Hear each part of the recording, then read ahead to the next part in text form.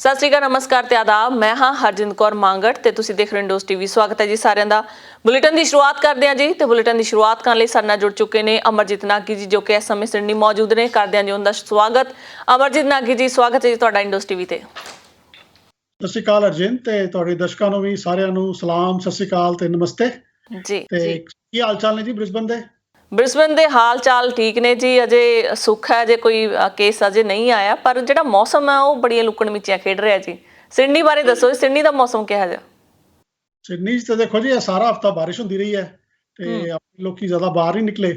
Weekends ਵੀ Saturday ਨੂੰ ਸਾਰਾ ਦਿਨ ਬਾਰਿਸ਼ ਹੁੰਦੀ ਰਹੀ ਹੈ ਤੇ ਸੰਡੇ ਨੂੰ ਥੋੜਾ ਠੀਕ ਹੋ ਗਿਆ, ਲੋਕੀ ਬਾਹਰ ਨਿਕਲੇ ਨੇ, ਇੱਕ ਦੂਸਰੇ ਨਾਲ ਮਿਲੇ ਜੁਲੇ ਨੇ ਤੇ ਉਹਦਾ ਕੀ ਪ੍ਰਭਾਵ ਪਏਗਾ ਉਹਦੀ ਵੀ ਗੱਲ ਕਰਦੇ ਹਾਂ। ਪਰ ਬਾਕੀ ਸਾਰਾ ਹਫਤਾ ਤੇ ਜੀ ਬਸ ਚਾਹ ਪਕੌੜਿਆਂ ਦਾ ਮੌਸਮ ਸੀ ਘਰ ਬਹਿ ਕੇ। ਅੱਛਾ, ਉਹੀ ਬਸ ਲੋਕੀ ਘਰੇ ਰਹਿ ਜਾਂਦੇ। ਚਲੋ ਮਸਾਂ ਦਾ ਟਾਈਮ ਨਹੀਂ ਮਿਲਿਆ ਸੀ ਜੀ ਲੋਕਾਂ ਨੂੰ ਕਿ ਥੋੜ੍ਹੀਆਂ ਜਿਹੀਆਂ ਖੁੱਲ੍ਹਾ ਮਿਲੀਆਂ ਸੀ, ਰਿਸਟ੍ਰਿਕਸ਼ਨਸ ਨਿਕਲੀਆਂ ਸਨ ਤੇ ਉੱਤੋਂ ਫਿਰ ਤੋਂ ਮੀਂਹ ਦੀ ਮਾਰ ਪੈ ਗਈ ਆ। ਬ੍ਰਿਸਬਨ ਦੇ ਵਿੱਚ ਵੀ ਕਿਹਾ ਜਾ ਰਿਹਾ ਸੀਗਾ ਕਿ ਪਿਛਲਾ ਹਫਤਾ ਪੂਰਾ ਮੀਂਹ ਆਵੇਗਾ, ਪਰ ਬਦਲਬਾਈ ਰਹੀ ਹੈ ਜੀ, ਮੀਂਹ ਦੀ ਸੰਭਾਵਨਾ ਨਹੀਂ ਸੀ। ਪਰ ਕੱਲ 100% ਦੱਸਿਆ ਕਿ ਮੀਂਹ ਪੱਕਾ ਸੰਭਾਵਿਤ ਹੈਗਾ ਜੀ ਆਉਣਾ।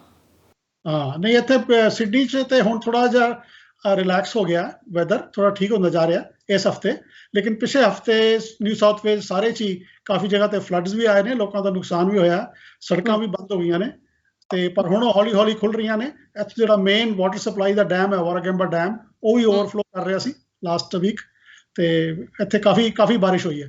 ਲੇਕਿਨ ਹਾਲਾਤ ਵੈਸੇ ਠੀਕ ਨੇ, ਐਸੀ ਕੋਈ ਗੱਲ ਨਹੀਂ ਹੈ ਅਪਾਰਟ ਫਰਮ ਡਿਸਰਪਸ਼ਨ, ਜਿਹੜੀ ਵੈਦਰ ਦੀ ਡਿਸਰਪਸ਼ਨ ਹੈ। ਚਲੋ ਠੀਕ ਹੈ, ਉਹਦੇ ਨਾਲ ਥੋੜਾ ਜਿਹਾ ਹੈ, ਬਟ ਜਨਰਲੀ ਇਟਸ ਓਕੇ ਜੀ। ਨਾਗੀ ਸਾਹਿਬ, ਕਰੋਨਾ ਵਾਇਰਸ ਪਿੱਛਾ ਨਹੀਂ ਛੱਡ ਰਿਹਾ ਜੀ ਦੁਨੀਆ ਦਾ। ਹਰ ਤਰ੍ਹਾਂ ਦਾ, ਹਰ ਵੇਵ ਦੇ ਨਾਲ ਉਹਦਾ ਜਿਹੜਾ ਵੇਰੀਐਂਟ ਹੈਗਾ ਚੇਂਜ ਹੁੰਦਾ ਜਾ ਰਿਹਾ ਜੀ। ਹੁਣ ਆ ਗਿਆ ਜੀ ਓਮਿਕਰੋਨ। ਨਾਗੀ ਸਾਹਿਬ, ਮਸਾਂ ਸਾਰੀਆਂ ਫਲਾਈਟਸ ਖੁੱਲੀਆਂ ਸਨ, ਲੋਕਾਂ ਦੇ ਚਿਹਰਿਆਂ ਦੇ ਉੱਤੇ ਰੌਣਕਾਂ ਆਈਆਂ ਸਨ ਕਿ ਅਸੀਂ ਫਿਰ ਤੋਂ ਆਸਟ੍ਰੇਲੀਆ ਜਾਵਾਂਗੇ, ਜਾਂ ਆਸਟ੍ਰੇਲੀਆ ਵਾਲਿਆਂ ਨੂੰ ਚਾਅ ਸੀਗਾ ਕਿ ਇੰਡੀਆ ਜਾਵਾਂਗੇ। ਪਰ ਇਹ ਓਮਿਕਰੋਨ ਜਿਹੜਾ ਵਾਇਰਸ ਹੈਗਾ, ਇਹ ਜਿਹੜਾ ਵੇਰੀਐਂਟ ਨਵਾਂ ਆਇਆ ਇਹਦੇ ਕਰਕੇ ਕਿਤੇ ਨਾ ਕਿਤੇ ਫਿਰ ਤੋਂ ਸ਼ੰਕੇ ਖੜੇ ਹੋ ਗਏ ਨੇ ਜੀ। ਕੀ ਕਹਿਣਾ ਤੁਹਾਡਾ? ਹਾਂਜੀ, ਦੇਖੋ ਇਹ ਬੜਾ ਮੰਦਭਾਗਾ ਜਿਹਾ, ਅਨਫੋਰਚੂਨੇਟ ਜਿਹਾ ਫਿਰ ਤੋਂ ਇਨਸੀਡੈਂਟ ਸ਼ੁਰੂ ਹੋ ਗਿਆ। ਇਹ ਨਵਾਂ ਕਰੋਨਾ ਵਾਇਰਸ ਦਾ ਵੇਰੀਐਂਟ ਸਾਊਥ ਅਫਰੀਕਾ 'ਚ ਡਿਸਕਵਰ ਹੋਇਆ, ਪਿਛਲੇ 4-5 ਦਿਨ ਤੋਂ ਹੀ ਹੋਇਆ ਤੇ ਜ਼ਿਆਦਾ ਜਾਣਕਾਰੀ ਇਸ ਦੇ ਬਾਰੇ ਨਹੀਂ ਹੈ। ਵਰਲਡ ਹੈਲਥ ਆਰਗੇਨਾਈਜੇਸ਼ਨ ਨੇ ਇਹਨੂੰ ਹਾਲੇ ਸਿਰਫ ਵੇਰੀਐਂਟ ਆਫ ਕੰਸਰਨ ਇਹਨੂੰ ਡਿਕਲੇਅਰ ਕੀਤਾ ਤੇ ਵੇਰੀਐਂਟ ਆਫ ਕੰਸਰਨ ਦਾ ਮਤਲਬ ਇਹ ਹੁੰਦਾ ਹੈ ਕਿ ਇਹ ਖਤਰਨਾਕ ਹੈ, ਪਰ ਕਿੰਨਾ ਖਤਰਨਾਕ ਹੈ ਇਹ ਵੇਰੀਐਂਟ, ਇਹਦੇ ਬਾਰੇ ਹਾਲੇ ਕੋਈ ਜਾਣਕਾਰੀ ਨਹੀਂ ਹੈ। ਜਿਹੜੀ ਜਾਣਕਾਰੀ ਲਿਮਿਟਿਡ ਜੀ ਹੈ ਉਹਦੇ ਹਿਸਾਬ ਨਾਲ ਇਹ ਹੈ ਕਿ ਫੈਲਦਾ ਜਲਦੀ ਹੈ, ਡੈਲਟਾ ਵਾਇਰਸ ਤੋਂ ਵੀ ਜਲਦੀ ਹੈ, ਇਹ ਟਰਾਂਸਮਿਸਿਬਲ ਹੈ, ਉਹਦੇ ਨਾਲੋਂ ਜ਼ਿਆਦਾ ਕੰਟੇਜੀਅਸ ਹੈ। ਲੇਕਿਨ ਇਹਦੀ ਸਿਵੀਰਿਟੀ ਕਿੰਨੀ ਹੈ, ਜਦੋਂ ਕਿਸੇ ਨੂੰ ਹੋ ਜਾਂਦਾ ਹੈ ਉਦੋਂ ਉਹਨੂੰ ਤਕਲੀਫ ਕਿੰਨੀ ਹੋਏਗੀ, ਜਾਂ ਹਸਪੀਟਲ ਜਾਣਾ ਪਏਗਾ, ਨਹੀਂ ਜਾਣਾ ਪਏਗਾ, ਜਾਂ ਮਾਈਲਡ ਜਿਹਾ ਹੀ ਸਾਈਡ ਇਫੈਕਟ ਹੋਣਗੇ ਇਹਦੇ, ਉਹ ਹਾਲੇ ਇਹਦੀ ਜਾਣਕਾਰੀ ਨਹੀਂ ਹੈ ਤੇ ਸਿਵੀਰਿਟੀ ਦਾ ਨਹੀਂ ਪਤਾ। ਤੀਸਰੀ ਗੱਲ ਇਹਦੀ ਹੈ ਜਿਹੜੀ ਨਹੀਂ ਪਤਾ ਕਿ ਜਿਹੜੀਆਂ ਹਾਲੇ ਸਾਡੀਆਂ ਕਰੰਟ ਵੈਕਸੀਨਸ ਨੇ, ਐਸਟਰਾਜ਼ੈਨੇਕਾ ਹੈ, ਫਾਈਜ਼ਰ ਹੈ, ਇਹ ਇਹਦੇ ਅਗੇਂਸਟ ਇਫੈਕਟਿਵ ਹੈ ਕਿ ਨਹੀਂ ਹੈ। ਤੇ ਇਹਦੇ ਬਾਰੇ ਮੋਡਰਨਾ ਦੇ ਮੈਨੂਫੈਕਚਰਰਸ ਤੇ ਫਾਈਜ਼ਰ ਦੇ ਮੈਨੂਫੈਕਚਰਰਸ ਨੇ ਵੀ ਸਟੇਟਮੈਂਟ ਆਈ ਹੈ ਕਿ ਉਹਦੇ ਤੇ ਰਿਸਰਚ ਕਰ ਰਹੇ ਨੇ ਬੜੀ ਤੇਜ਼ੀ ਨਾਲ ਤੇ 1-2 ਦਿਨ ਦੇ ਅੰਦਰ ਇਹ ਵੀ ਦੱਸਣਗੇ ਕਿ ਇਹ ਜਿਹੜੀਆਂ ਪੁਰਾਣੀਆਂ ਵੈਕਸੀਨ ਲੱਗ ਰਹੀਆਂ ਨੇ, ਪੁਰਾਣੀਆਂ ਤੇ ਕਰਕੇ ਹਾਲੇ 2 ਮਹੀਨੇ ਪਹਿਲਾਂ ਸ਼ੁਰੂ ਹੋਈਆਂ, 3-4 ਸਾਲ ਪਹਿਲਾਂ ਹੀ ਬਣੀਆਂ ਨੇ, ਇਹ ਵੈਕਸੀਨ ਇਸ ਵੇਰੀਐਂਟ ਦੇ ਅਗੇਂਸਟ ਇਫੈਕਟਿਵ ਹੈ ਕਿ ਨਹੀਂ। ਤੇ ਜਦ ਤੱਕ ਇਹ ਸਾਰੀ ਜਾਣਕਾਰੀ ਅਗਲੇ 2-4 ਦਿਨਾਂ 'ਚ ਜਾਂ ਹਫ਼ਤੇ 10 ਦਿਨ 'ਚ ਨਹੀਂ ਆਉਂਦੀ, ਹਾਲੇ it remains a variant of concern ਤੇ ਲੋਕਾਂ ਨੂੰ ਥੋੜਾ ਹੌਸਲਾ ਰੱਖਣਾ ਚਾਹੀਦਾ ਕਿ ਅਸੀਂ ਉਮੀਦ ਕਰਦੇ ਹਾਂ ਕਿ ਇਹ ਡੈਲਟਾ ਨਾਲੋਂ ਘੱਟ ਲੀਥਲ ਹੋਏਗਾ, ਘੱਟ ਸੀਵੀਅਰ ਹੋਏਗਾ, ਲੇਕਿਨ ਇਹ ਫੈਲ ਉਸਨੂੰ ਜਲਦੀ ਤੇ ਜ਼ਿਆਦਾ ਰਿਹਾ, ਇੰਨਾ ਪਤਾ ਲੱਗ ਚੁੱਕਾ ਜੀ।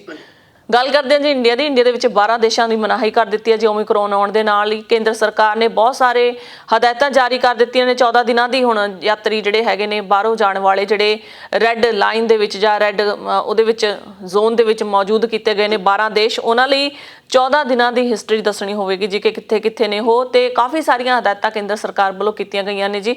ਤੇ ਨਾਲ ਹੀ ਜੇਕਰ ਗੱਲ ਕੀਤੀ ਜਾਵੇ ਜੀ, ਇਹ ਜਿਹੜਾ ਓਮਿਕਰੋਨ ਹੈਗਾ ਜੀ, ਇਹ ਵੀ ਕਾਫੀ ਪੈਰ ਪਸਾਰ ਚੁੱਕਿਆ ਹੈ ਪੰਜਾਬ ਦੇ ਵਿੱਚ। ਪੰਜਾਬ ਦੇ ਹੁਸ਼ਿਆਰਪੁਰ ਦਾ ਸਰਕਾਰੀ ਸਕੂਲ ਹੈ ਜੀ, ਉਹਦੇ ਵਿੱਚ 22 ਬੱਚਿਆਂ ਦੇ ਵਿੱਚ ਇਹ ਵੇਰੀਐਂਟ ਆਇਆ ਜੀ। ਦੱਸਿਆ ਜਾ ਰਿਹਾ ਹੈ ਕਿ 10 ਦਿਨਾਂ ਲਈ ਸਕੂਲ ਨੂੰ ਬੰਦ ਕਰ ਦਿੱਤਾ ਗਿਆ।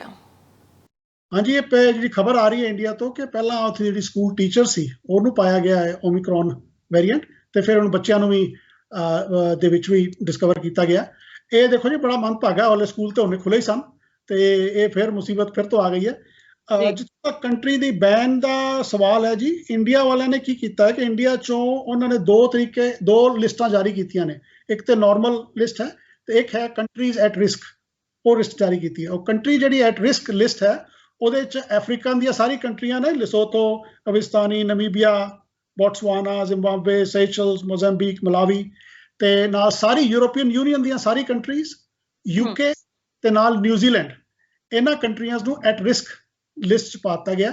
ਐਟ ਰਿਸਕ ਦਾ ਮਤਲਬ ਇਹ ਹੈ ਕਿ ਇਹ ਜਦੋਂ ਆਉਣਗੇ ਉੱਥੇ, ਇਹਨਾਂ ਨੂੰ ਉੱਥੇ ਪਹੁੰਚਣ ਤੋਂ ਬਾਅਦ ਵੀ ਇੱਕ PCR ਟੈਸਟ ਕਰਵਾਉਣਾ ਪਏਗਾ ਜੀ, ਲੈਂਡ ਕਰਨ ਤੋਂ ਬਾਅਦ। ਤੇ ਜਦੋਂ PCR ਟੈਸਟ ਹੋਣ ਤੋਂ ਬਾਅਦ ਅਗਰ ਇਹਨਾਂ ਨੂੰ ਪੋਜ਼ਿਟਿਵ ਪਾਇਆ ਜਾਂਦਾ ਹੈ ਤੇ ਫਿਰ 14 ਦਿਨ ਦੀ ਕੁਆਰੰਟੀਨ ਹੈ।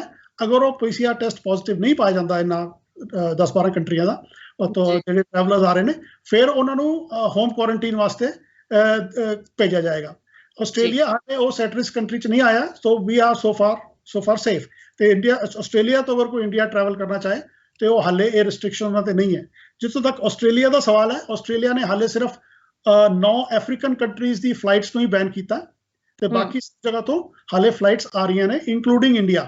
ਤੇ ਇੰਡੀਆ ਤੋਂ ਵੀ ਹਾਲੇ ਤੇ ਫਲਾਈਟ ਜਿਹੜੀਆਂ 1 ਤਰੀਕ ਨੂੰ ਸ਼ੁਰੂ ਹੋ ਰਹੀਆਂ ਨੇ, ਉਹ ਆ ਰਹੀਆਂ ਨੇ, ਉਹਨਾਂ 'ਚ ਕੋਈ ਚੇਂਜ ਨਹੀਂ ਹੈ। ਨਾਲੇ ਨਿਊਜ਼ੀਲੈਂਡ ਟੂ ਕੁਈਨਜ਼ਲੈਂਡ ਜਿਹੜਾ ਟ੍ਰਾਂਜ਼ਿਟ ਹੈ, ਉਹ ਵੀ ਹਾਲੇ ਕੁਈਨਜ਼ਲੈਂਡ ਦੀ ਗਵਰਨਮੈਂਟ ਨੇ ਅੱਜ ਹੀ ਅਨਾਉਂਸ ਕੀਤਾ ਕਿ ਹਾਲੇ ਕੋਈ ਚੇਂਜ ਉਹਨਾਂ ਨੇ ਡਿਕਲੇਅਰ ਨਹੀਂ ਕੀਤਾ ਹੈ। ਜਿਸ ਤਰ੍ਹਾਂ ਪਹਿਲਾਂ ਅਨਾਉਂਸ ਕੀਤਾ ਸੀ ਉਸ ਤਰ੍ਹਾਂ ਹੀ ਹੁੰਦਾ ਰਹੇ।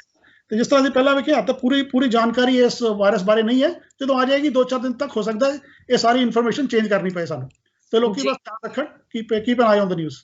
ਜੀ, ਗੱਲ ਕੀਤੀ ਜਾਵੇ ਨਿਊਜ਼ੀਲੈਂਡ ਦੇਸ਼ ਦੀ, ਤਾਂ ਨਿਊਜ਼ੀਲੈਂਡ ਬੜਾ ਬਚਾਅ ਨਾਲ ਚੱਲ ਰਿਹਾ ਸੀ ਲਗਾਤਾਰ। ਜੇਕਰ 2019 ਤੋਂ ਗੱਲ ਕੀਤੀ ਜਾਵੇ ਤਾਂ ਨਿਊਜ਼ੀਲੈਂਡ ਦਾ ਅਜਿਹਾ ਮੁਲਕ ਸੀ ਜਿੱਥੇ ਬਹੁਤ ਹੀ ਘੱਟ ਕੇਸ ਸਨ, ਪਰ ਇੱਕਦਮ ਹੀ ਨਿਊਜ਼ੀਲੈਂਡ ਦੇ ਵਿੱਚ ਵੀ ਇਹ ਵੇਵ ਸ਼ੁਰੂ ਹੋਈ ਤੇ ਹੁਣ ਜਿਹੜਾ ਰੈੱਡ ਜ਼ੋਨ ਦੇ ਵਿੱਚ ਪਾ ਦਿੱਤਾ ਭਾਰਤ ਨੇ ਨਿਊਜ਼ੀਲੈਂਡ ਨੂੰ ਵੀ। ਉਹਨਾਂ ਦੀਆਂ ਵੀ ਫਲਾਈਟਸ ਜਿਹੜੀਆਂ ਹੈਗੀਆਂ ਨੇ, ਉਹਨਾਂ ਨੇ ਕਿਹਾ ਕਿ ਜੇਕਰ ਨਿਊਜ਼ੀਲੈਂਡ ਵਾਸੀ ਆਉਂਦੇ ਨੇ ਤਾਂ ਉਹਨਾਂ ਦਾ ਵੀ ਜਿਹੜਾ PCR ਟੈਸਟ ਕੀਤਾ ਜਾਵੇਗਾ। ਬੜੀ ਹੈਰਾਨੀ ਦੀ ਗੱਲ ਹੈ ਜੀ। ਹਾਂਜੀ, ਇਹ ਸ਼ੁਰੂ 'ਚ ਦੇਖੋ ਜੀ, ਇਹਨਾਂ ਨੇ ਕਾਫੀ ਪ੍ਰੋਟੈਕਟ ਕਰਕੇ ਰੱਖਿਆ ਆਪਣੇ ਆਪ ਨੂੰ, ਪਰ ਜਦੋਂ ਵਰਲਡ ਵਾਈਡ ਪੈਂਡੈਮਿਕ ਹੈ, ਕਿਸੇ ਵੀ ਦੁਨੀਆ 'ਚ ਹੀ ਫੈਲਿਆ, ਹੁਣ ਹਵਾ ਵੀ ਹੈ, ਲੋਕਾਂ ਨੇ ਟਰੈਵਲ ਵੀ ਕਰਨਾ ਹੈ, ਫਰੇਟ ਵੀ ਜਾਂਦਾ ਹੈ ਇੱਧਰੋਂ ਉੱਧਰੋਂ, ਤੇ ਆਪਣੇ ਆਪ ਨੂੰ ਬਿਲਕੁਲ ਆਈਸੋਲੇਟ ਕਰਨਾ, ਬਬਲ 'ਚ ਰਹਿਣਾ ਪੋਸੀਬਲ ਨਹੀਂ ਸੀ। ਤੇ ਉਹ ਉੱਥੇ ਹੁਣ ਨਿਊਜ਼ੀਲੈਂਡ 'ਚ ਵੀ ਕਾਫੀ ਇਹ ਫੈਲ ਚੁੱਕਾ, ਨਾਰਮਲ ਕਰੋਨਾ ਵੀ। ਤੇ ਇਹ ਖਾਸ ਕਰਕੇ ਇਸ ਕਰਕੇ ਨਹੀਂ ਹੈਗੀ, ਨਾਰਮਲ ਕਰੋਨਾ ਵਾਸਤੇ ਵੀ ਉਹਨਾਂ ਨੇ, ਇੰਡੀਆ ਦੀ ਗਵਰਨਮੈਂਟ ਨੇ ਕਿਹਾ ਵੀ ਨਿਊਜ਼ੀਲੈਂਡ ਨੂੰ ਐਟ ਰਿਸਕ ਕੰਟਰੀ 'ਚ ਵੀ ਪਹਿਲਾਂ ਉਹਨਾਂ ਨੇ ਪਾਇਆ ਸੀ, ਤੇ ਹੁਣ ਜਿਹੜੀ ਉਹਨਾਂ ਨੇ Omicron the at risk country, ਉਹਦੇ 'ਚ ਵੀ ਉਹਨੂੰ ਰੱਖਿਆ। ਤੇ ਇਹ ਹੋਣਾ ਹੀ ਹੈ ਜੀ। It is one of those unfortunate things. World wide pandemic ਹੈ ਤੇ ਉੱਥੇ ਪਹਿਲਾਂ ਬਹੁਤ ਬਚਾਅ 'ਚ ਰੱਖਿਆ, ਪਰ ਹੁਣ ਨਹੀਂ ਰੱਖ ਪਾਏ। ਇਹ ਉਹਨਾਂ ਵਾਸਤੇ ਥੋੜਾ ਮੰਦ ਭਾਗਾ, but I think things will be control soon, hopefully.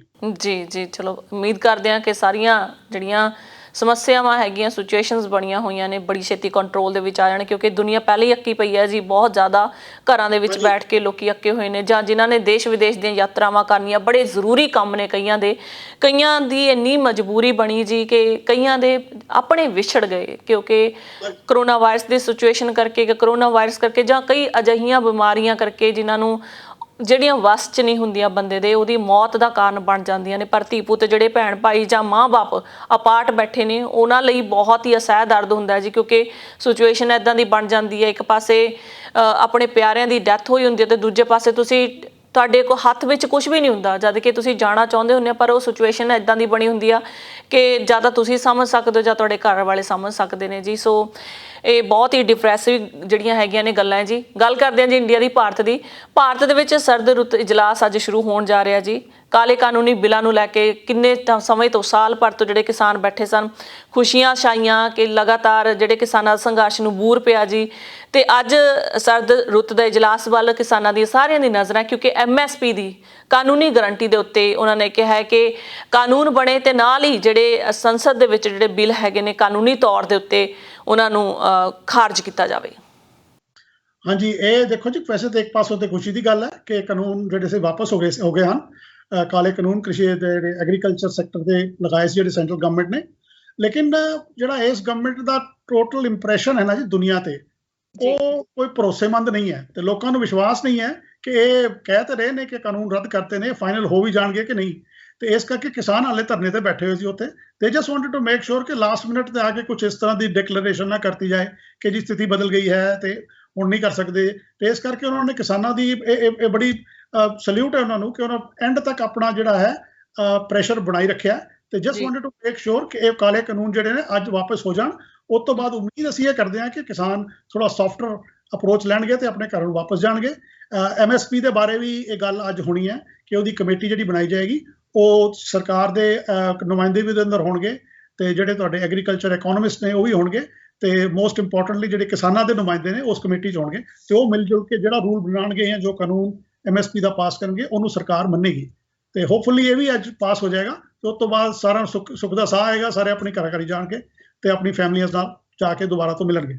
ਜੀ ਜਾਂਦੇ ਜਾਂਦੇ ਨਾਗੀ ਸਾਹਿਬ ਇੱਕ ਗੱਲ ਹੋਰ ਕਰਨੀ ਚਾਹਾਂਗੀ, ਪੰਜਾਬ ਦੀ ਵਿਧਾਨ ਸਭਾ ਚੋਣਾਂ ਦਾ ਬਿਗਲ ਵੱਜ ਚੁੱਕਿਆ। 2022 ਵਿਧਾਨ ਸਭਾ ਚੋਣਾਂ ਬਹੁਤ ਹੀ ਜਲਦ ਨਜ਼ਦੀਕ ਆਉਣ ਵਾਲੀਆਂ ਨੇ, ਪਰ ਜਿਹੜਾ ਪੰਜਾਬ ਦੇ ਵਿੱਚ ਖਾਸ ਕਰਕੇ ਇੰਨਾ ਜ਼ਿਆਦਾ ਪਾਰਟੀਜ਼ ਨੂੰ ਲੈ ਕੇ ਲੋਕਾਂ ਦੇ ਵਿੱਚ ਦਿਮਾਗੀ ਤੌਰ ਦੇ ਉੱਤੇ ਪ੍ਰੈਸ਼ਰ ਬਣਿਆ ਹੋਇਆ ਕਿ ਵੋਟ ਪਾਈ ਜਾਵੇ ਤਾਂ ਕਿਹੜੀ ਪਾਰਟੀ ਨੂੰ ਪਾਈ ਜਾਵੇ, ਕਿਉਂਕਿ ਸਭ ਜਵਾਬ ਜਿਹੜੇ ਹੈਗੇ ਨੇ ਸਾਰੀਆਂ ਪਾਰਟੀਜ਼ ਦਿਖਾਉਂਦੀਆਂ ਨੇ। ਇੱਕ ਲੋਕਾਂ ਦਾ ਕੋਈ ਭਰੋਸਾ ਨਹੀਂ ਬਣ ਰਿਹਾ ਜੀ ਇਹਨਾਂ ਦੇ ਉੱਤੇ ਕਿ ਕਿਸ ਪਾਰਟੀ ਨੂੰ ਵੋਟ ਪਾਈ ਜਾਵੇ, ਤੇ ਜਿਹੜੀ ਮੰਗ ਉੱਠ ਰਹੀ ਹੈ ਜੀ ਉਹ ਇਹੀ ਉੱਠ ਰਹੀ ਹੈ ਕਿ ਕਿਸਾਨ ਆਪਣੀ ਕੋਈ ਪਾਰਟੀ ਅੱਗੇ ਲੈ ਕੇ ਆਵੇ।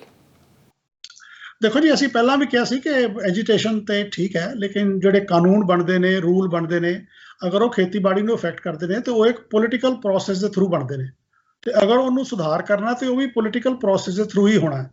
ਤੇ ਇਹ ਬਿਲਕੁਲ ਠੀਕ ਗੱਲ ਹੈ, ਬਾਕੀ ਲੋਕ ਇਲੈਕਸ਼ਨ ਲੜ ਸਕਦੇ ਨੇ, ਇਟਸ ਅ ਫ੍ਰੀ ਕੰਟਰੀ, ਤੇ ਕਿਸਾਨਾਂ ਨੂੰ ਵੀ ਆਪਣਾ ਹੱਥ ਦੇ ਚ ਦਬਾਉਣਾ ਚਾਹੀਦਾ। ਅਗਰ ਆਪਣੀ ਉਹਨਾਂ ਦੀ ਗਵਰਨਮੈਂਟ ਬਣ ਜਾਂਦੀ ਹੈ ਤੇ ਉਹਨਾਂ ਤੋਂ ਵਧੀਆ ਆਪਣੇ ਇੰਟਰਸਟ ਹੋਰ ਕੋਈ ਨਹੀਂ ਦੇਖ ਪਾਏਗਾ। ਤੇ ਇਸ ਕਰਕੇ ਚਾਹੀਦਾ ਵੀ ਕਿਸਾਨ ਵੀ ਆਪਣੀ ਇੱਕ ਪਾਰਟੀ ਬਣਾ ਕੇ ਇਹਦੇ ਚਾਹਣ, ਜਾਂ ਕਿਸੇ ਪਾਰਟੀ ਨਾਲ ਕੋਈ ਅਲਾਇੰਸ ਕਰਨ, ਜਿਹੜੀਆਂ ਐਸਟੈਬਲਿਸ਼ ਪਾਰਟੀ ਨੇ, ਵੀ ਆਹ ਤੁਸੀਂ ਸਾਡੀਆਂ ਕੰਡੀਸ਼ਨਾਂ ਮੰਨੋਗੇ ਜਾਂ ਆਹ ਸਾਡੇ ਵਾਸਤੇ ਕਰੋਗੇ ਤੇ ਤਾਂ ਅਸੀਂ ਤੁਹਾਨੂੰ ਵੋਟ ਜਿਹੜੀ ਹੁਣ ਇਹ ਥੋੜੀ ਜਿਹੀ ਬਣੀ ਹੋਈ ਹੈ ਸਾਰਾ ਅੰਦੋਲਨ ਦਾ, ਲੋਕ ਇਕੱਠੇ ਹੋਏ ਨੇ, ਉਹ ਇਕੱਠੇ ਹੋ ਕੇ ਤੁਹਾਨੂੰ ਸਪੋਰਟ ਕਰਾਂਗੇ।